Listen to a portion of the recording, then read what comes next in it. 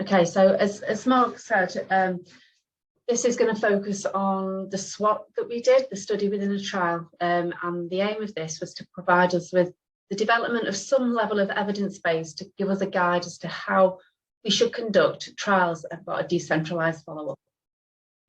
So this is a presentation that I gave at a Trials Methodology Research Conference that was back in the beginning of October. And it contains some of the preliminary results around the SWOT that we did to determine the frequency and the impact of collecting data more frequently on patients when they are being followed up in a decentralised way. So while I don't need to labour the rationale for the trial to this audience, what I did want to highlight was the limits in terms of what we knew, or more likely what we didn't know at the time we decided to design the trial. And we had these alarming statistics, and we had 1 in 10 patients dying within 3 months after being discharged from hospital, and more than 1 in 5 developing new or worsened symptoms during the first 3 months after discharge from hospital. So we knew we wanted to definitely follow patients up for a minimum, well, a maximum of 12 months, but we weren't really sure about how long to follow them up in terms of the frequency of the follow-up. Should it be more closer data collection points within the first 3 months, fewer data collection points within the last 12 months? And if we were really interested in this first 3 months, where it might be where there were key events happening, how frequently could we collect the data without losing patients through them via attrition? So first of all, we needed to determine what data to collect and how to collect it. And we knew that it was really important to minimise site burden, and the trial was really designed with this at the forefront. So the primary outcome and key secondary outcomes use routinely collected health data, and other secondary outcomes focus on patient-reported outcomes which are collected via an app. And that's the part that I'll go into in more detail. So sites essentially assessed eligibility prior to discharge and onboarded patients to the app, and then that was it. And there were no further clinic visits required, and all follow-up data was going to be collected within this decentralised manner. So there were no planned follow-up visits with clinics or with GPs to help keep patients motivated or engaged within the study. But along with reducing site burden of participation, we also wanted to minimise participant burden. And in doing that, we hoped that we'd be able to keep them in the trial for the full 12 months of the follow-up. So we also needed to consider the consequences of the data collection mechanisms that we had. So would data collection via an app, for example, rule out pro-collection from older participants? Now, we know that there is evidence out there that suggests that this is the case. And so to support wider generalisability of results, we allowed an option for participants to receive a telephone call to collect their secondary outcome pro data. And this was conducted by a central telephone team. And we also allowed proxy completion via app or phone as well. And in doing this, we felt that we were able to cover all participants' backgrounds, abilities, and to support completion and then generalisability of the results of the study.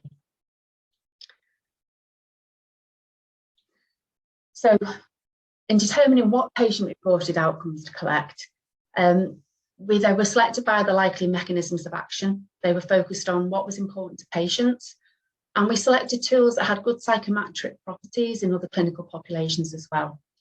And throughout the whole process, we had really strong connections with our PPI group, so that everything that we were doing was around retention of participants and ensuring that what we were doing was acceptable to them. So this is the list of the patient-reported outcomes. So we had 9 tools which covered a total of 37 items. And while this seems a lot when you look at it, we were reassured by our PPI group that actually this was quite an acceptable amount. And that was really because the majority of outcomes had only like 1 or 2 items within them. And they were really simple kind of questions for them to respond to. So on this slide, what I've got is an image of the app on the right-hand side. So what you can see is that in the middle there, it lists all of the different pro questionnaires that participants were being asked to complete. And all they had to do was to click on one, like the EQ5D5L, and it would take them into another screen where it would take them through each of the questions one by one.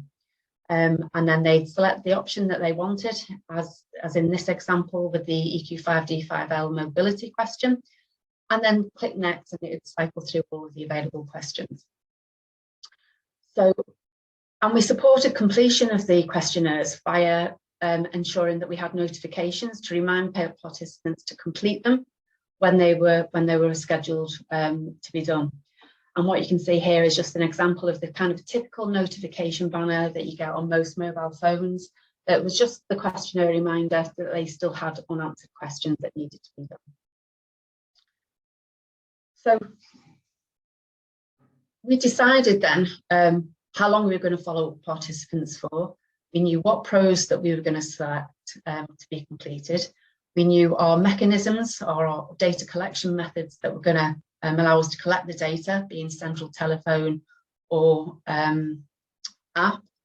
And it was down to participant preference as to whether or not they wanted to do the app, or they actually said, no, I prefer to do it by telephone. And on this slide, what you can see is the initial schema for the trial. And what this is showing is that at the time of randomization, we also randomized to our SWAT. So in the first wave of the trial, participants could be randomized to receive standard of care, apixaban, or atorvastatin. And along with their randomization to one of those trial arms, they were also randomized to our SWAT. And the next slide, what you can see is the SWAT schedule. So whether they were randomized to SWAT 4 or SWAT 12, they received weekly questionnaires. So every week they were answering questionnaires. Once we reached week 4, if they were in SWAT 4, they then went on to monthly completion. So then they started to complete at month 2, month 3, and so on to month 12. But if they were in SWAT 12, they continued to answer these questionnaires weekly until they actually reached week 12. And then they went monthly from month 4 on to month 12. And what we were really interested in was, what was the impact on retention if we continued to essentially burden the participants by making them collect this data weekly? And then would there be any impact on doing that in terms of retention by the time we reached to month 12? So this was the data that we saw. By the time of these preliminary results, we'd recruited just over 1,100 patients. Only 59 of them had opted out of the pros, so there was a mechanism within the study so that if they didn't want to complete pros, they could just say, no, I don't want to do that, and we would just collect the routine data from NHS Digital and likewise. So in the SWAT, we ended up with just over 1,100, and 749 of them chose to complete via the app, and 358 chose to complete by telephone. And I think certainly for me, that was a larger proportion selecting to complete by telephone than I'd been anticipating. A third of participants wanted to complete their pros via a phone rather than via an app. And as we randomised into the two groups, we ended up with just over 550 in each group, with 184 or 174 by phone and 370 or 380 by app. So this now on this first slide is the first of the results for this study. And what you can see on the x-axis is time, and on the y-axis it's response rate. And the orange line is for SWAT 12, so it's those participants who were completing the SWAT weekly for 12 weeks, and the blue line is the ones who were completing the SWAT weekly for 4 weeks before switching to monthly. And what you can see is that there is certainly some sort of division going on here in that the SWAT 12 retention is lower, but then it quickly becomes really not much different. What you can see here is that at month 4, the relative risk is 0.93, and so retention just a 7% chance of decrease there in the opposite direction to what we would have expected. And by month 12, there is again an indication of a difference here, but given the consistency of what was happening in the previous time points, it's quite likely that this is an artifact and that we'll see this reduce as we continue to get the data in the study. So overall, what we were anticipating could happen, which is that there is a slight drop there is a decrease for retention for participants if we were to collect the data more frequently for longer. We are seeing that, but actually over time that becomes less and less important. So we wanted to investigate a little bit more about the preferences of people and why they might have chose to collect, have the data collected by phone versus app. And so we checked just some basic characteristics to see whether or not there was a difference by whether or not they were male or female, or also by age. So there was no difference between men and women in terms of preference for a phone or an app. And with age, we kind of saw what we'd expected to see, in that the preference for the telephone tended to be in an older age group, generally around 14 years older, than what the preference for the app was. So there's lots of evidence out there that says, you know, the older generations may be less tech savvy for understandable reasons, and that's basically what we were seeing here. But we did want to look at retention by the data collection methods as well, and this was where the results kind of began to really stand out, in that at the start of it, we've got 60% who wanted to complete the who were 60% retention, and those who were answering the questionnaires through the telephone. And that kind of stayed fairly steady with some peaks and troughs as we went through the study. But for the app, there's a clear decline from where we started. So there's a continual decline from when they first get discharged from hospital and start to answer those questionnaires.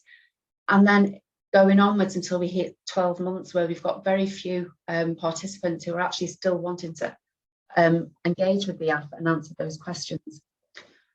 There was some crossovers during the course of the study, and at this point we had 18 participants who originally said they wanted to do the app but then switched to phone. But then we had 53 participants who said they wanted to do the phone but then later switched to the app. And there is an underlying suspicion that they kind of switched to the app rather than say they didn't want to continue receiving the phone calls, because it's very easy to not engage with an app. But actually, when you've got a person calling you up, it's kind of who you've been speaking to weekly for about 3 months.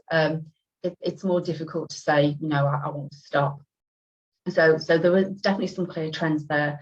And when we allow for those changes in, well, those crossovers, so that we were just looking at the retention by the baseline data collection method, we're still seeing pretty much the same pattern, in that your telephone is fairly consistent, but it is declining there now, and the same level of decline really for the app. The other question that we had around retention was, what was the impact of the treatment duration? So we knew that standard of care, they were going to be discharged, they weren't going to be receiving any treatment. And in some trials, that can be a cause for concern for engagement as you continue. There was also one arm, which was the apixaban arm, which only received treatment for 2 weeks, but we were following up data for 12. And then we had the atorvastatin arm, where they were continuing for 12 months on treatment, on active treatment. So if I'd been asked at the start, what would I have expected? I would have probably expected better retention within the treatment arm that was going to be maintained for 12 months. And that isn't what we're seeing. In fact, it's that arm that has the lower retention rate as we move forward. So I think there are a number of things that this kind of experience has highlighted. One is that maybe, well, I guess the good one was that the retention wasn't really impacted by the greater frequency of data collection at those early time points. And that was good news for us, because we had that kind of higher interest in that kind of first 3 month time point. And if we'd only done weekly for 4 weeks across everybody in the study, we might be missing some really important time points or really important part of the picture during those weeks of 8 to 12. The app data collection was definitely acceptable at baseline. It was acceptable to men and women in an older age group as expected. But actually nearly 20% of them that said they'd collect it via the app never even downloaded the app. And that percentage is actually included in the results I showed before. So if we were to adjust those numbers by those that actually downloaded the app and then engaged, the retention part would look better. But as it stands, it is really still quite alarming. And that's something that we need to think about in terms of how we move forward for designing clinical trials that do have follow-up outside of clinical practice. Because there's a lot of focus on decentralised trials at the moment, but what this is showing to me is that people still value the conversation. And we see that in many areas of clinical research in terms of aspects of the consent process and so on. It's that kind of conversation that we really do need to keep going. The treatment duration didn't influence retention at all, so there was no benefit there of them being on treatment longer and then feeling more engaged in the trial. But overall, the retention was too low. And so what we've done within the protocol amendment is to put in plans to allow the central telephone team to actually reach out and speak to the participants who haven't downloaded the app to check that there's no problems with that or any issues in terms of going on to complete the pros. We also are going to undertake extensive investigations of the data, looking for informative missing data to see whether or not there are any lessons that can be learned from that in terms of understanding when the data went missing, whether or not it related to how they were clinically and so on. And we'll consider whether or not we can do additional SWATs as well. But yeah, overall, I think there's a genuine need to understand how we can deliver less burdensome trials whilst we keep the conversation going, and that moving to tech only might not be the solution we all hoped it may originally be.